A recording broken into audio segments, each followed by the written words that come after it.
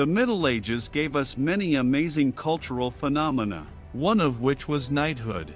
Knighting or receiving this title by inheritance was considered a high privilege and required a person to take a knightly vow and maintain high moral qualities. In many ways, this is why the image of a knight has become in our eyes the standard of a noble and brave hero who always stands guard over goodness and justice.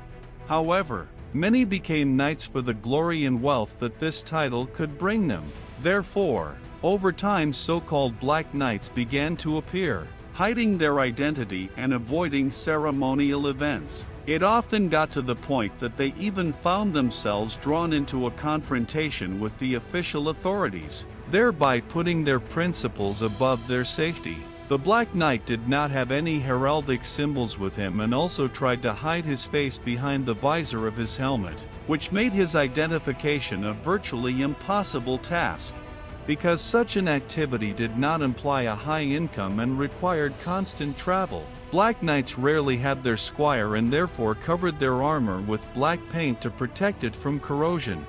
This was the key reason for this name. However, it is believed that by their name, the Black Knights seemed to emphasize their closeness with death, which could be interpreted as a readiness for self-sacrifice, and a kind of protest, since they not only refused knightly privileges but could even become hired warriors to somehow feed themselves. Because the Black Knights were outside the feudal system and obeyed no one, they were an unpredictable and well-trained force that posed a threat to the ruling elites. This led to the fact that the rather frightening image of the knights itself was further denigrated by the authorities.